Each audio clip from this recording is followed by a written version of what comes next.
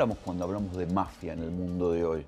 Para hablar de mafia tenemos que situarnos a 150 años atrás, tenemos que decir que no se trata de una simple organización criminal, se trata de una organización de poder, es un poder que tiene una extraordinaria capacidad de infiltración en la sociedad civil y sobre todo en el Estado. Un Estado paralelo, un antiestado. Me parece que habría que hablar de mafias al plural, porque no hay solo una mafia. Las mafias es una categoría social para hablar básicamente de ciertos poderes sociales, territoriales que funcionan en todo el sur de Italia. Por lo menos en 4 regiones del sur de Italia, que son Sicilia, donde funciona la Cosa Nostra, Calabria, donde funciona la 'Ndrangheta. La de los Corleones sería Cosa Nostra. Sí, así mismo. En Puglia tenemos la Sacra Corona Unita y luego en la zona de Nápoles, que es la gran ciudad del sur de Italia, junto con Palermo, tenemos la Camorra. Hoy en día la mafia más importante es la 'Ndrangheta calabresa. ¿Por qué es la más importante? En términos de facturados y en términos, por ejemplo, de organización global. Efectivamente hay familias que podemos encontrar en Oceanía, en Nueva Zelanda, en Australia y en los Estados Unidos, en la Argentina, en otra parte de América Latina, en todo el Cono Sur, y es la primera mafia globalizada. La mafia es independiente a todo. Tiene autoridades y leyes propias y códigos propios que son estrictos. ¿Conviven o disputan entre ellas? Disputaron y ahora conviven. Son todas organizaciones territoriales que tienen casi 200 años de historia. ¿Y hay un consejo de mafiosos? Hay un consejo de mafiosos. ¿Hay ¿no? un consejo de mafiosos? Hay un consejo, por lo menos hay un consejo de ndranguetistas que se reúne una vez por año, en septiembre, los primeros días de septiembre, en un lugar de una montaña, de las Promonte.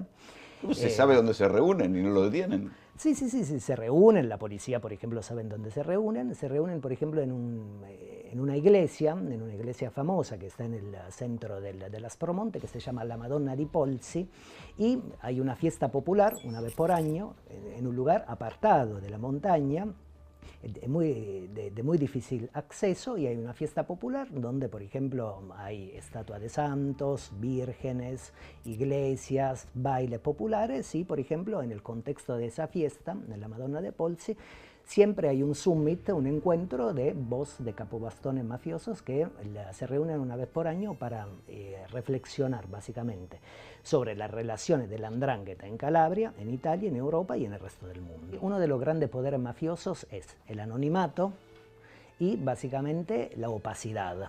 Los mafiosos nunca se reconocen como tales frente a la sociedad, porque quienes necesitan de ellos saben quiénes son, pueden identificarlos. Cuando hablamos de omertà, dice el 'ndranguetista, cuando se refiere a un miembro de la 'ndrangheta, dice no tiene boca, no tiene oídos, no tiene ojos.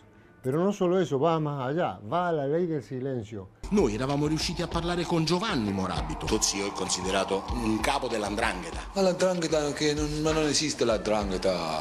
Che 'Ndrangheta? E che è sta cosa? Una parola si mangia, che cos'è? Non esiste. La tua famiglia non è 'ndranghetista. Non esiste automaticamente la mia famiglia non è 'ndranghetista. Noi siamo poveri lavoratori. Tu quanto hai fatto di carcere? Io 6 anni. Per tentato omicidio. E mio papà ha fatto pure lui, innocentemente. Quanti hanno arrestato della tua famiglia? 1, 2, 3, 4, 5, 6. Fratelli, cugine, un 6, 7. El que es mafioso se desconoce como... ¿Usted es mafioso? No, no soy mafioso. ¿La mafia existe? No, no existe la mafia. Y prueba de ello están todas las sentencias judiciales desde el año 1890 hasta ahora, y sin embargo la Iglesia Católica decía que la mafia era un invento de los comunistas y la desconoció durante 100 años, o sea, fue cómplice.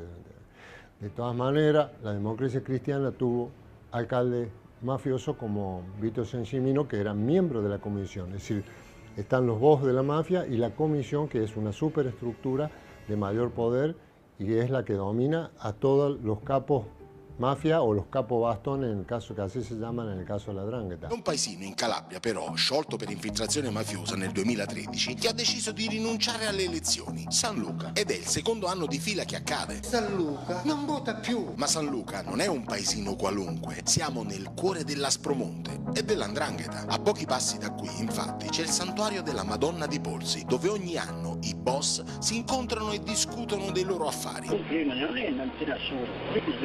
San Luca però è famoso anche per una guerra tra clan durata 20 anni, esplosa nel 2007 con la strage di Duisburg, che fece conoscere la 'ndrangheta in tutta Europa. Insomma, è in questo piccolo regno delle cosche che è stata sospesa la democrazia. Desde el punto de vista de las organizaciones criminales, se prefiere siempre el anonimato, se prefiere siempre estar en bambalinas, detrás de bambalinas, no debajo de las luces del escenario. Porque obviamente el anonimato, obviamente la opacidad le permite un mayor movimiento a nivel de los negocios, tanto ilegales como legales. Cuando dicen negocios ilegales, ¿qué rubros manejan las mafias, estas 4 mafias hoy en Italia? Y vos decís que ya tienen negocios en todo el mundo. ¿Qué manejan? Se relacionan básicamente a los negocios del contrabando. Alcohol, tráfico de estupefacientes, tráfico de personas. La 'ndrangheta, que es para vos hoy la mafia más poderosa, ¿tiene brazos en América Latina? Claro que tiene, incluso acá en la Villa 31, creo que hace 1 o 2 años atrás, se encontró un paquete de cocaína con el sello de la 'ndrangheta. La 'ndrangheta está en la Argentina, para mí en Rosario, y en la Argentina está, y está todo el mundo. Hay una cosa, hace 3 años a Pantaleón Mancuso, un capo de la 'ndrangheta, lo encontraron en la triple frontera caminando y llevaba apenas 100.000 euros en el bolsillo. No llevaba... Estaba paseando. Claro, él iba a comprar caramelo. Cayó el jefe de la temida mafia calabresa y se escondía en Misiones, Ignacio. Y se trata de Pantaleone Mancuso. Estaba prófugo desde hacía 1 año y medio. Lo buscaba Interpol a nivel internacional y estaba aquí en la Argentina. No se sabe cómo entró al país, pero sí se sabe que hoy tenía definido salir de la Argentina. Tiene 47 años, en su poder tenía 100.000 euros. Se había fugado de una cárcel italiana pagando una coima al servicio penitenciario y en el día de hoy se presentó en el puesto migratorio de Foz de Iguazú, que permite pasar desde la Argentina hacia Brasil.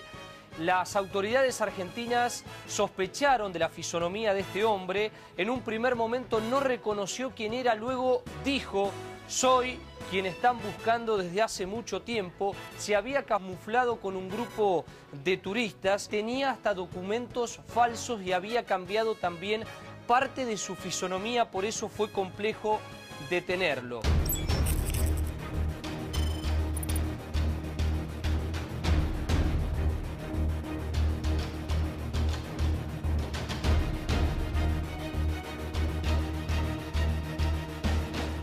La 'ndrangheta tiene relación con distintos clanes, distintos carteles latinoamericanos. Tiene relaciones con carteles colombianos, tiene relaciones con carteles mexicanos. O sea, ellos compran y distribuyen allá. Sí, no producen, hasta donde yo sé no producen. Básicamente se ocupan del tráfico, del contrabando de droga que puede llegar... Intraeuropeo.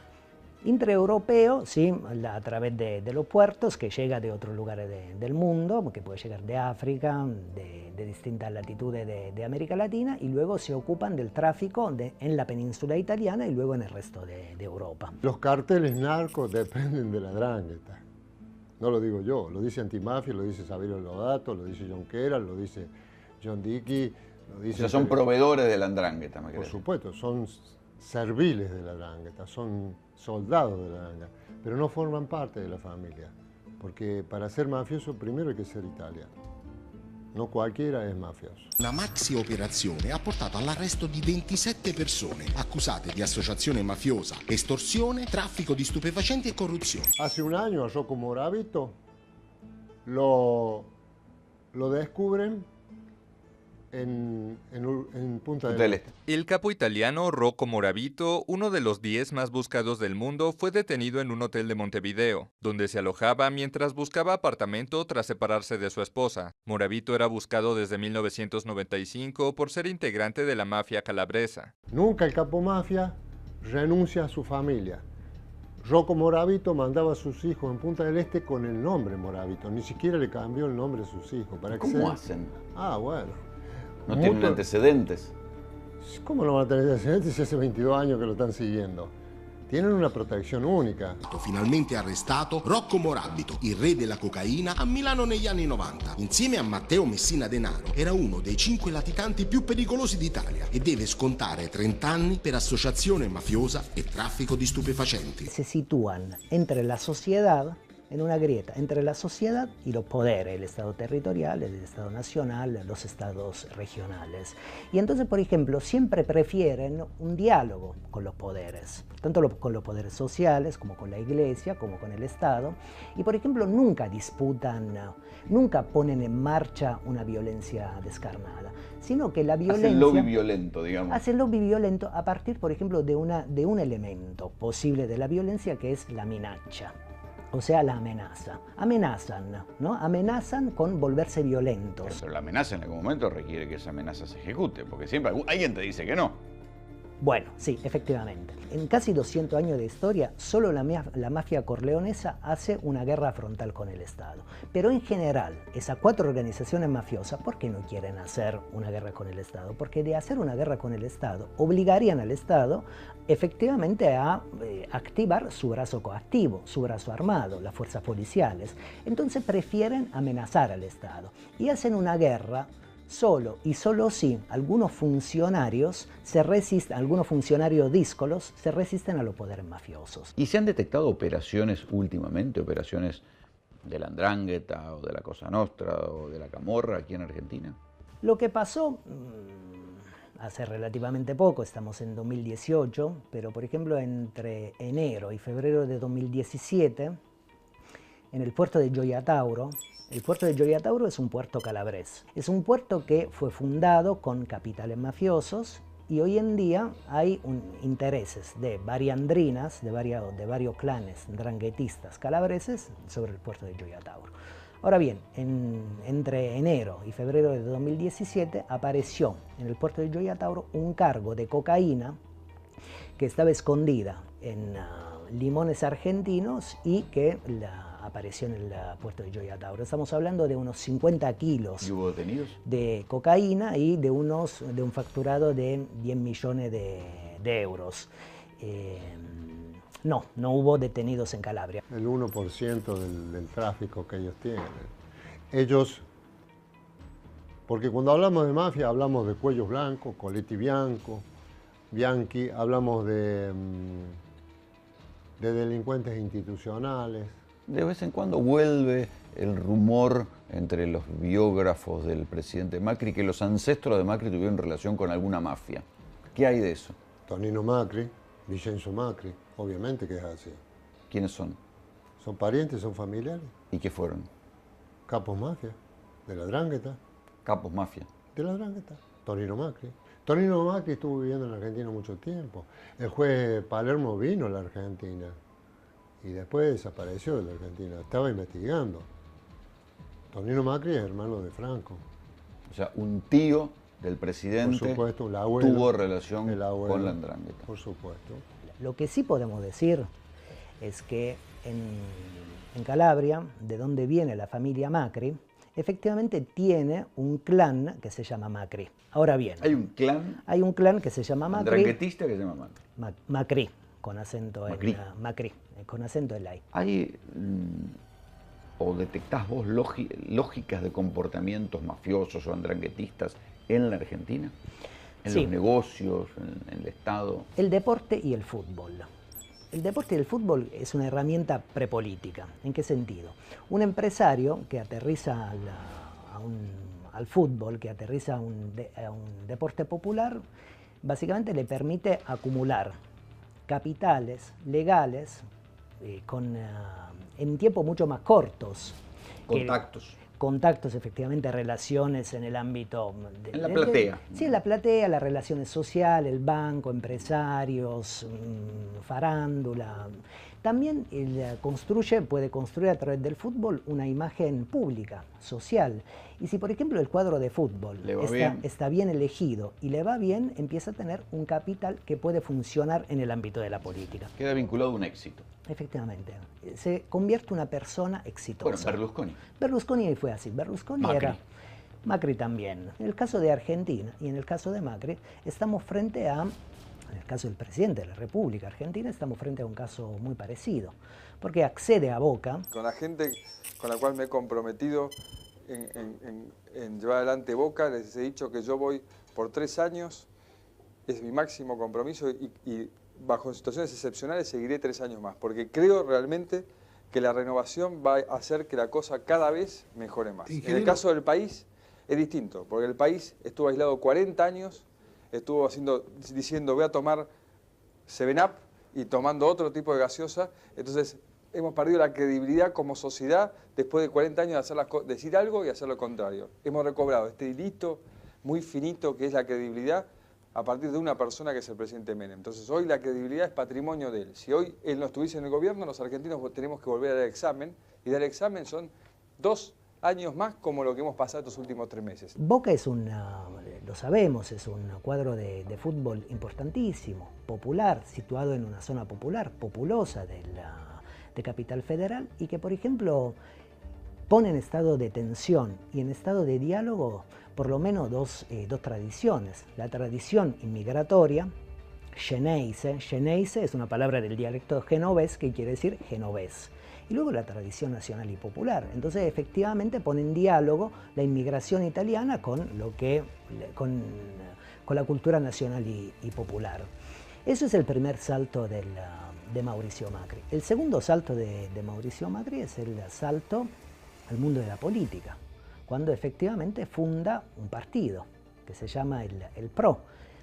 Y ese partido, de alguna manera, viene arrastrando capitales de visibilidad que venían efectivamente de Boca. Y luego de 10 años de una gestión visible en Capital Federal, efectivamente gana las elecciones nacionales con un entramado mucho mayor, con alianzas mucho mayores, y funda una alianza, que es la Alianza Cambiemos, que gana en Capital, que gana en la gran provincia de Buenos Aires y que gana a través de vínculos de la alianza con una parte del peronismo y con el radicalismo en toda la República Argentina a fines del 15.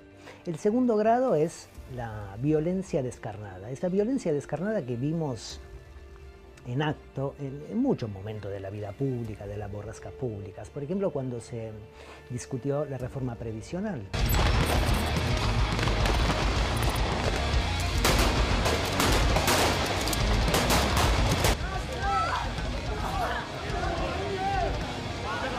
Hubo escenas realmente problemáticas en la Plaza de los Dos Congresos, en la calle de Capital Federal. Esa violencia descarnada que se había verificado también con la marcha de mujeres en 2017, cuando vimos racias policiales por Capital Federal. Bueno, ese es el segundo peldaño, el segundo grado de esa ideología de la violencia. Y el tercer grado de esa ideología de la violencia al cual nos acostumbró el Ministerio de Seguridad es la represión. Esa represión que vimos en acto, por ejemplo, sobre el cuerpo de Maldonado. Para que ustedes tengan una idea.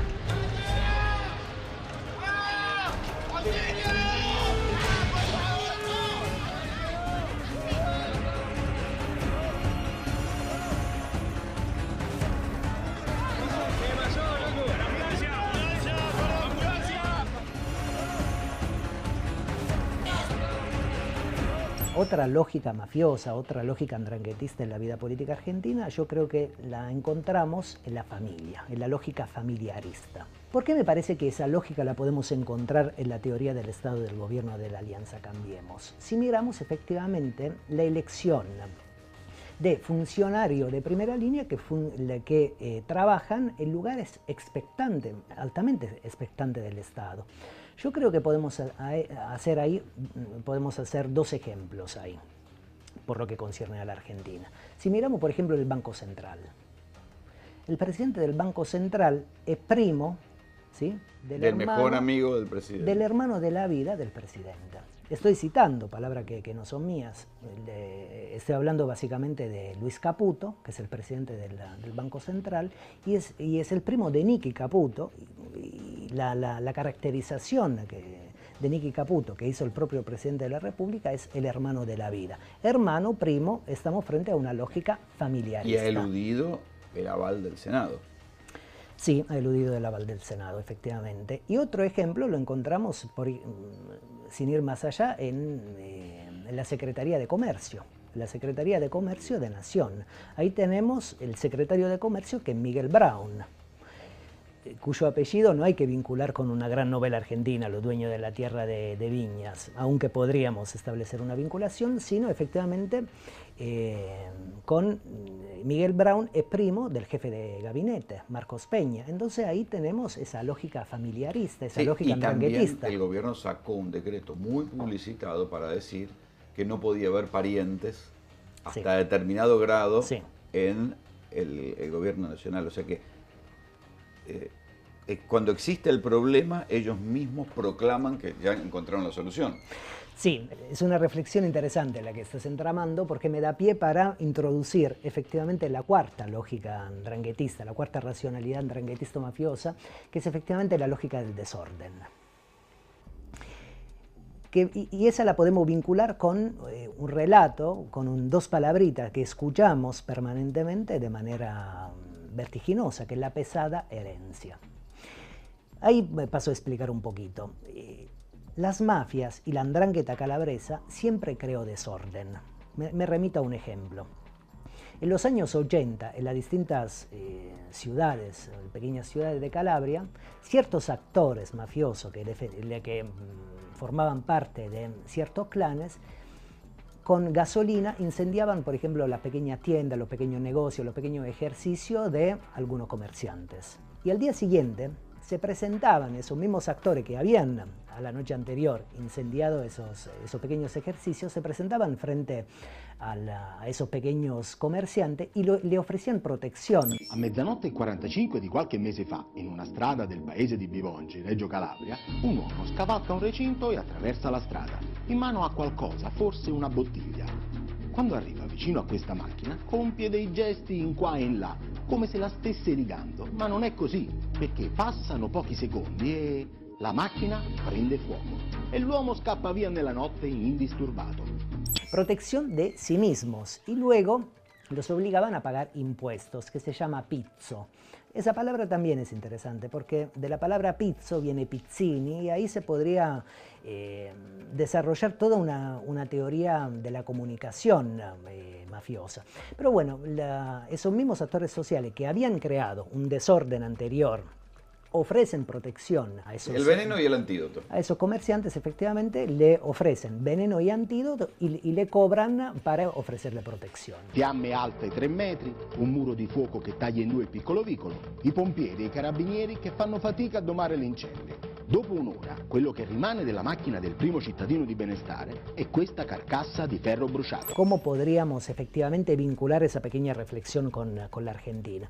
Con el relato de la pesada herencia. Lo que se hizo antes es lo grave. Antes lo que hicieron fue regalarte presente y robarte el futuro. Creamos un país quebrado, sin reservas, sin infraestructura, sin energía. Pero la realidad es que tampoco hay que estar todo el día llorando por lo que heredaste, porque estamos los argentinos acá y vamos a salir adelante, pero yo no les prometí que solo les iba a cambiar la vida. Yo lo que les prometí es dejar la vida para ayudarlos juntos a que cambie su vida. Yo siento y entiendo el dolor, el enojo, cuando la gente ve los aumentos. Y sería feliz de no haber tenido que hacer ningún aumento.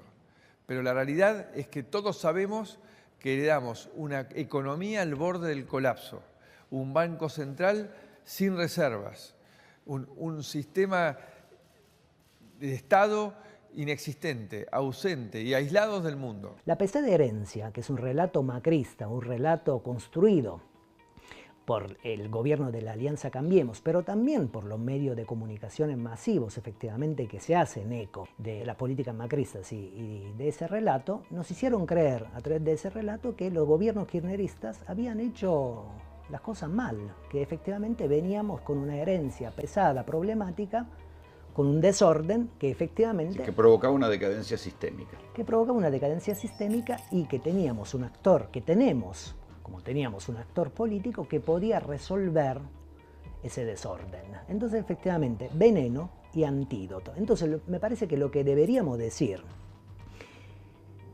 es que la pesada herencia K, ¿sí? La pesada herencia kirchnerista, en realidad es la pensada herencia M, ¿no? Y ahí efectivamente tenemos otra lógica andranguetista, una lógica mafiosa, porque se crea discursivamente, en este caso, el desorden, se crea una percepción social acerca, por ejemplo, de un poder que había creado desorden, y efectivamente se propone hasta llegar también... a la frase, esto no se aguanta más, ¿no? Efectivamente, no se aguanta más, y nosotros somos el antídoto que vendríamos, si hay que decirlo efectivamente en potencial, de que vendríamos a resolver ese desorden.